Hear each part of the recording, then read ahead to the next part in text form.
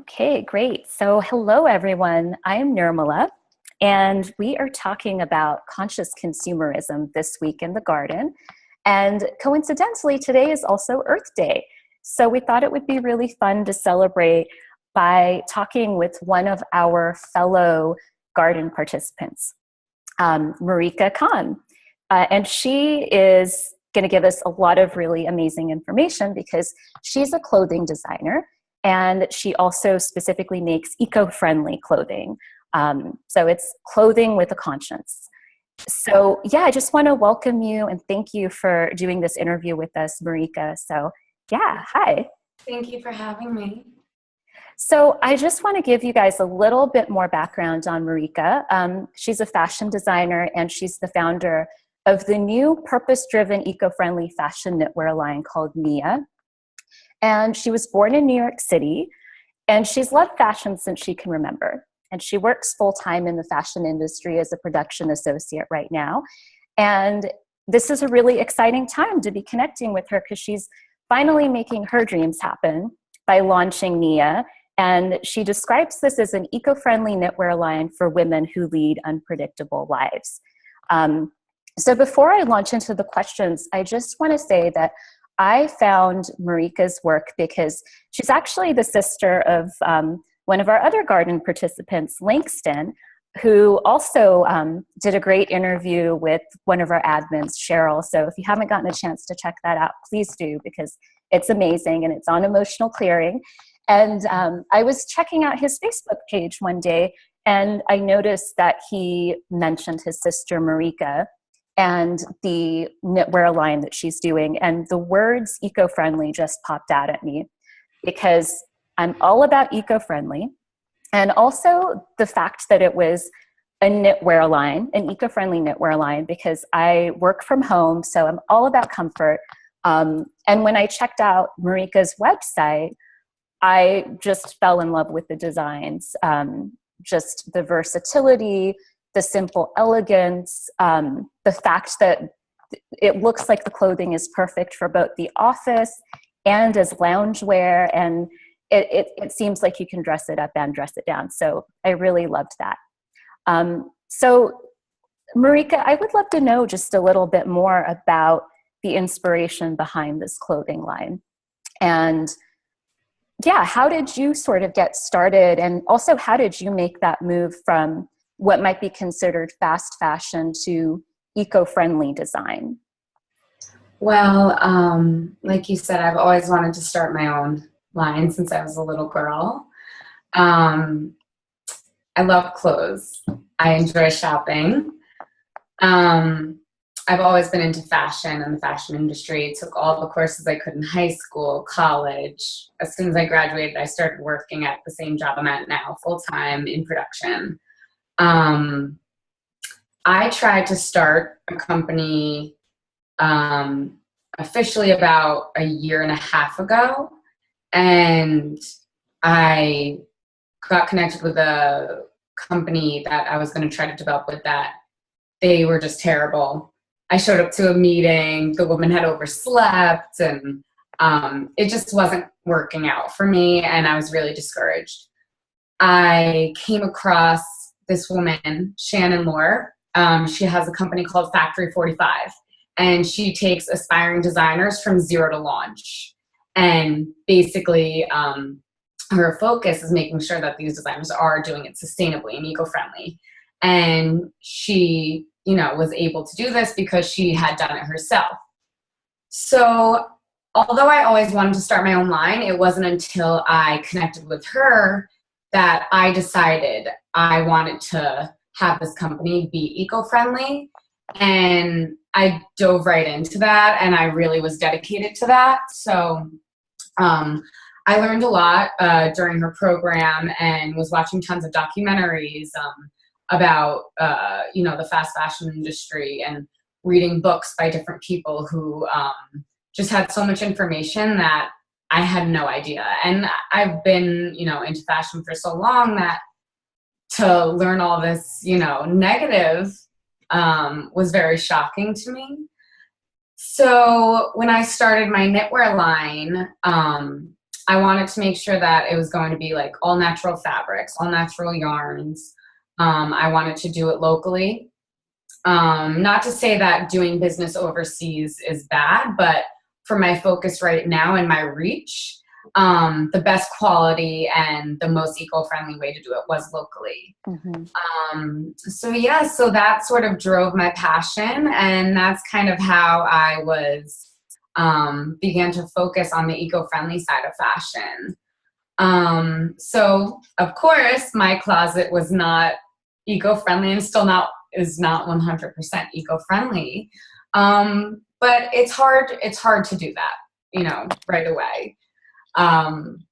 We're not in that kind of society. Like, everything is basically fast fashion. It's all about the down to the penny, and cheap, cheap, cheap. That's the driver.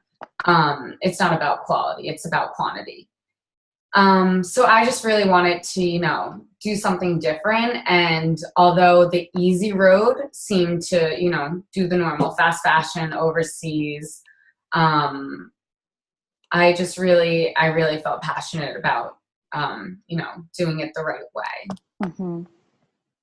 Yeah, awesome. And actually, just to backtrack, because I'm realizing that maybe some of the people listening to this conversation might not be aware of that term, fast fashion. Like, how would you describe that? And, you know, what are some of the, I'm sure that there are a ton of different stores and designers that kind of fall into that category, but in general, like, what is that? To me, and I think to most people, fast fashion would be mass production, not paying attention to, you know, the effects of the designs, meaning what are they using? What is the quality of the fabric? Who is making your clothing? That's really, really important. Who are the people who are, you know, creating these garments that say you're buying for $5, where if you think about it, you know, a lot of people are buying something to wear once, which is crazy, and paying so little. But how does that price come about? And that's because people are being squeezed. These people are being forced to work in terrible conditions for super long hours so that these giant production orders can be filled really quickly and get to these, you know, corporate stores, and people just go crazy for it. And I think people aren't shopping for quality, they're shopping based only on trends now. So, you know, a celebrity wears something, everybody wants that look. So the answer to that is people are designing clothing that they're getting made really, really cheaply with, you know, say, bad dyes, bad sewing quality, really thin fabrics that just deteriorate. So people wear them once, say, put them into the washing machine, and it falls apart, and they either wear it one more time or they just throw it out. What that leads to is clothing filling, you know, the garbage and landfills. And that is taking its toll on the environment now. Yeah, I've been noticing just sort of this rash of clothing companies, and I see them on Facebook, and it seems like a lot of them are based overseas. And, you know, you read just the comments thread, and you hear about the poor quality. And yet at the same time, it doesn't seem to be a deterrent for these companies making money and continuing to be successful. So I think there's something to be said about the fact that eco-friendly it's not just about it being something that's good for the environment. It's something that's also good for humans, and ethically, with labor practices and transparency, maybe in terms of where the clothing is being made and that kind of thing. So, you know, one of the things that also really struck me, I was watching your Kickstarter video, and you mentioned that the textile industry is the second largest polluter of water. And I think you said that was right behind the oil industry. So just in your research and what you've discovered, I mean, you probably know a lot more than the average person about, you know, fast fashion and what the real price of fast fashion is. Were there any other statistics that you came across that just kind of, you know, made your eyes pop out of your head? The biggest one to me was going back to people. Some of the fast fashion companies, such as, you know, Walmart, H&M, working in places like Indonesia and other countries, and the death toll because of factories, you know, collapsing, or just bursting into flames because of air quality and, you know, just buildings not being properly up to code. I literally was brought to tears from this information. Communities are very affected by this. And it's a situation where you can look at it from different ways. And in one aspect, yes, it's great because these communities where, you know, people don't have access to jobs, these companies are bringing jobs. But at the same time, are these jobs really worth it for the quality and the risk that these, you know, workers are taking in the environment? And to me, I think definitely that was the most shocking, was the effect that it had on people's lives. And you think, you know, you look at these commercials and in America, and it's just everyone's laughing and smiling, and it's like, buy 3, get 5 free.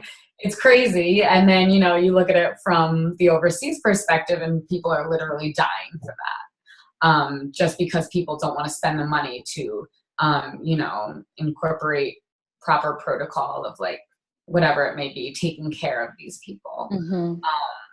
And that was really sad to me. That was very upsetting. Yeah, but I mean, there's so many different aspects of the fast fashion industry that are really negative. But definitely, I think the people was what shocked me and touched me the most. Yeah, wow. So on that note, you know, one of the things that I'm noticing is that there are companies like H&M and others who have kind of hopped onto the eco-friendly bandwagon. And there are a lot of, there are a lot of designers who are starting to use that term to describe the kinds of clothing that they're putting out in the world, even though that might not necessarily be the case. So I'm just curious, for you, what do you think is the best way for somebody who is maybe not too familiar with the importance of eco-friendly and sustainable clothing, and who might not have access to anything beyond like the big box stores? That's what's in their backyard, so that's where they shop. So it's a matter of convenience, but they still care enough to want to do something to at least make the move towards eco-friendly. Are there any particular tips that you would offer those people? Like, where does a person begin? Well, that's just it. It begins with the person and what they're passionate about. When you look at eco-friendly fashion, there are so many different facets. So, you know, some people may care about the fibers more, wanting to shop for, say, cotton or bamboo, tencel, these fibers and fabrics that are, you know, much more low impact on the environment.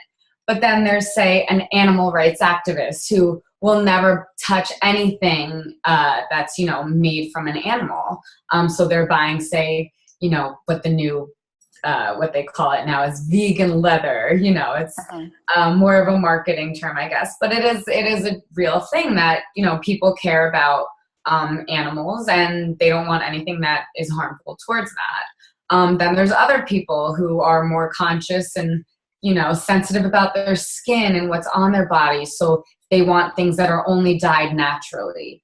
But then there's also just the idea of, you know, buying less, shopping as a minimalist, keeping your wardrobe small.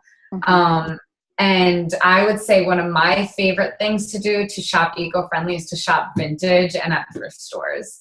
I think it's so much fun.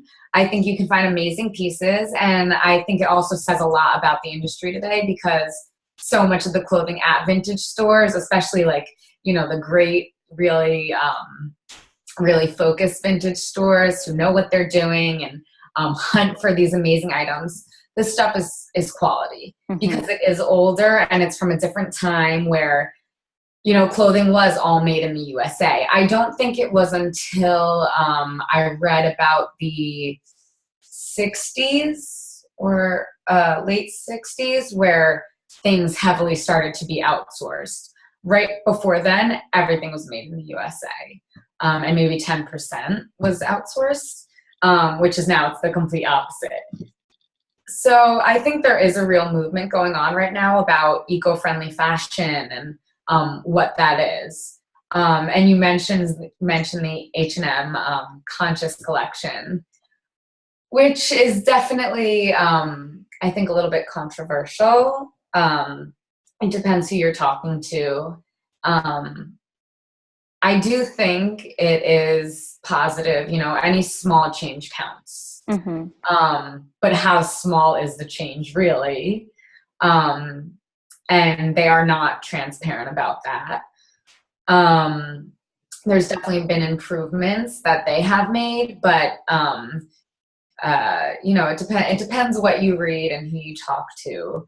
But I do not shop at H&M anymore. I don't shop at Zara anymore. I won't shop at Forever 21. And not to say that, you know, things are a little more expensive, the clothing that I'm buying, but it's quality. It's definitely quality. For example, I went to one of my favorite current eco-friendly designers is called Reformation.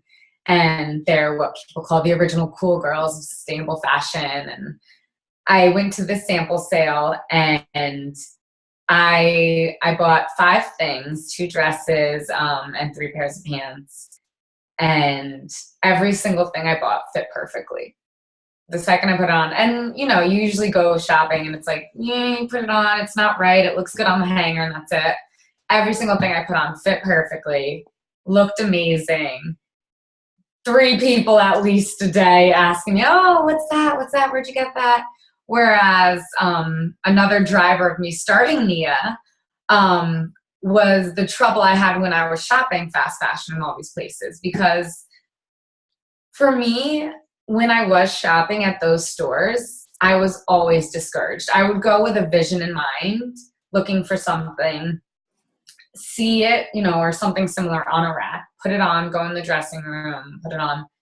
It would fit horribly. It wouldn't feel right. It would be uncomfortable. I couldn't get it on. One leg would feel like longer than the other. And this was happening all the time, more and more.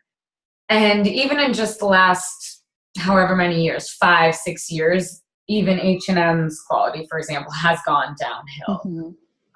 Their own quality, which is crazy. Because it's already inexpensive. So, you know, they're just, every day it's cheaper and cheaper. But that really motivated me to, you know, care more about what I was buying.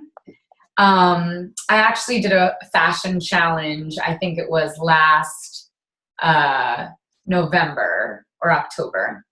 And it's this woman, Courtney Carver, who leads it, and it's called Project 333. What it is it's 33 clothing items, accessories, belts, shoes, jackets, and that's all you can wear for 3 months. Wow.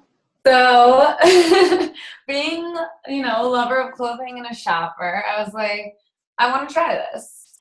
And I did, and I will say it was super freeing, and I actually really enjoyed it.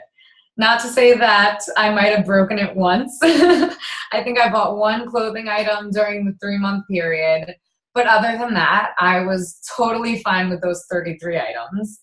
And it's really funny because working in fashion, you know, I would tell my coworkers about this and they'd be like, you're crazy. Like, you work in fashion, you love fashion. That's so stupid. Like, what's the point of that?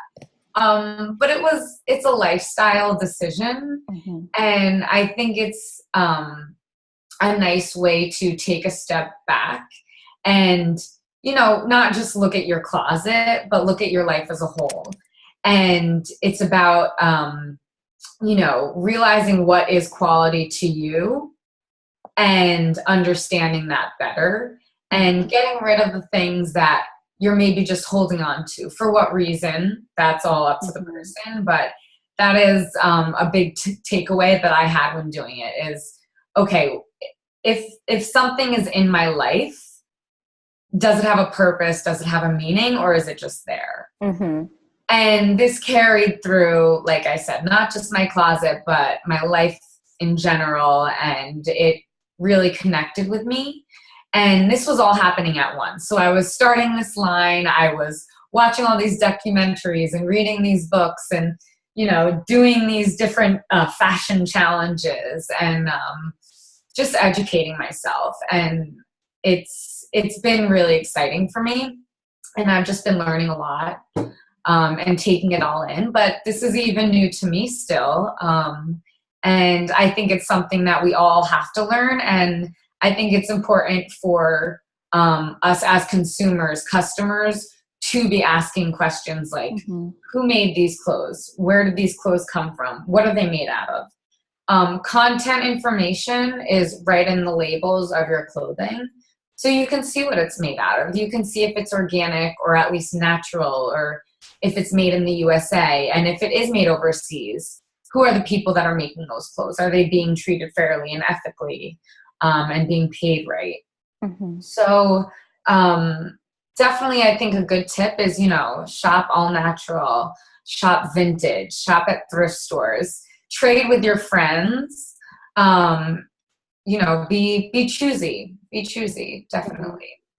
Yeah, that's great. So as I'm hearing you talk, it's just making me think like, wow, we actually have a lot more control over our consumer decisions than we might think. And I'm also I moved cross country like maybe a year and a half ago, and my boyfriend and I ended up getting rid of a lot of stuff when we moved. And I probably downsized my wardrobe by 60%. And it was amazing just to see how much stuff I'd accumulated over the years. And it was stuff that I'd either never worn or had only worn once.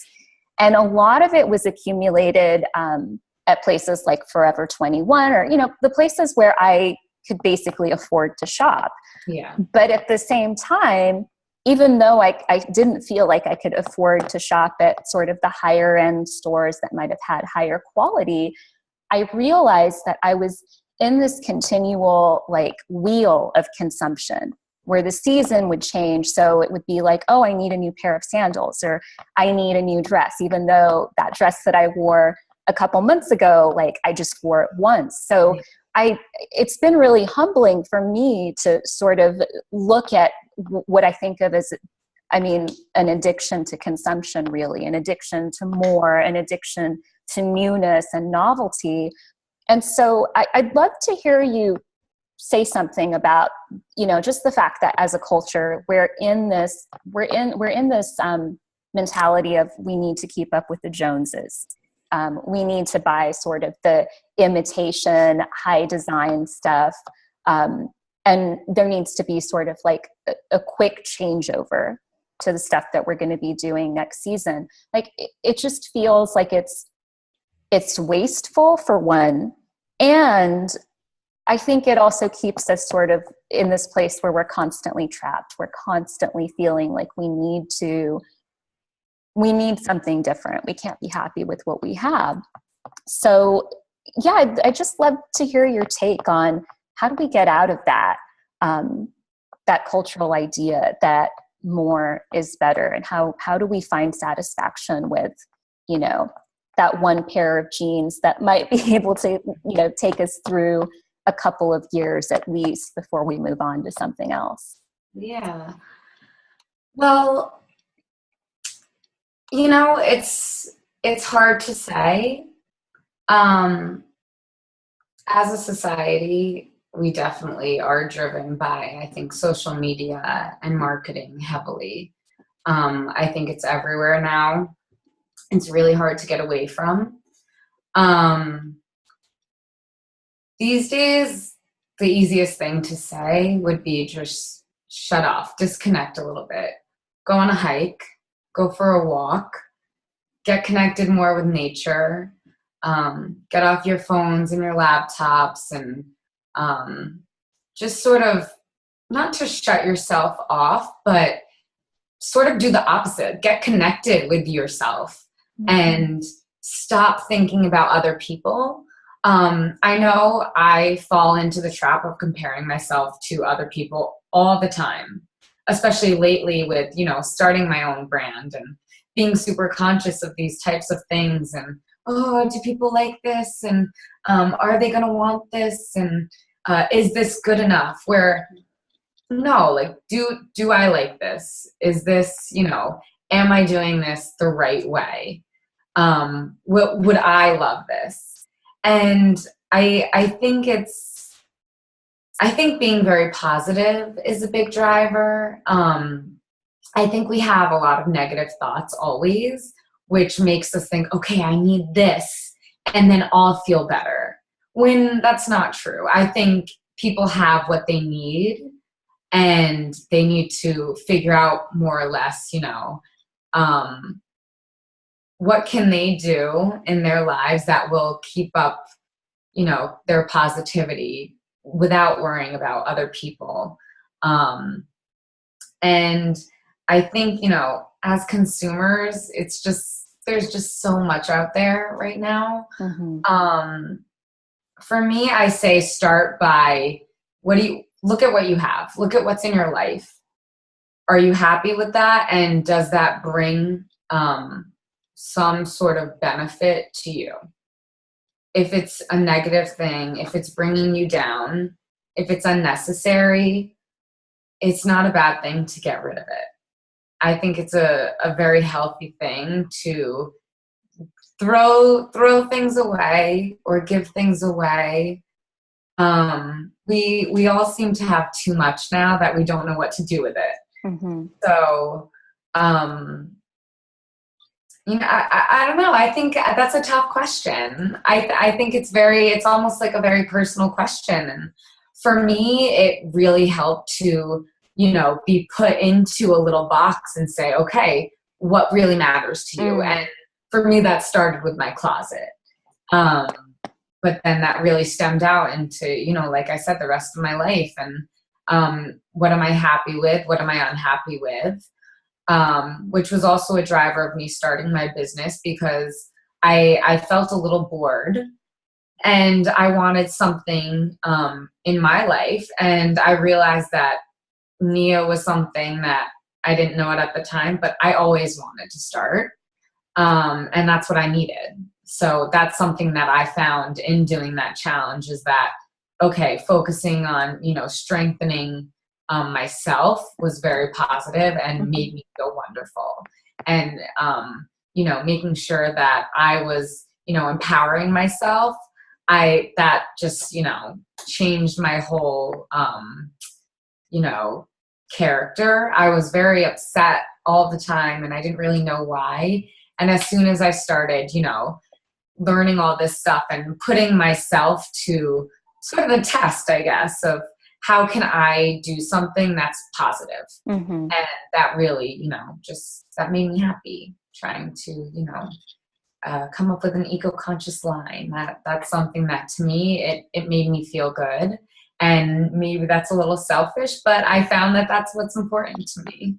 So. Yeah, absolutely. I mean, I think that joy is just such an important ingredient. And I think that because so many people are missing that sense of joy, that sense of connection to what makes them come alive, what they're passionate about, it can be really easy to then kind of divert our attention and put it on the external stuff and on, what you have versus what you don't have. So I think that you hit on something that's really important. I feel that getting into that place where you're making conscious choices is also about, it's almost like returning to yourself, returning to who you really are and what really matters to you. And then hopefully it becomes easier. I'm not sure if it's ever going to be 100% easy in the world that we live in, but hopefully it becomes easier to to then actually do what is ethical, right? Yeah, definitely. Or that's the hope. But I've also been wanting to ask you this question, like for the entire time that we've been talking. Since you are a designer, do you have any style icons or, you know, particular looks that you just love that are kind of indispensable to your life and your wardrobe? Well, I feel like personally, I go through every 6 months a whole new vision of what my favorite style is. Right now, I am totally into Monica, like season 3 of Friends. Like her little dresses, the buttons that go all the way down, and you know, the t-shirts underneath that, you know, just very playful. The high-waisted pants with the crop tops and loafers, things like that. Pattern pants. Who else? I love Lady Gaga's sense of style because I wouldn't consider it one style. She's so outrageous and so out there, and she is, I would say, definitely inspirational to me because she just does whatever she wants.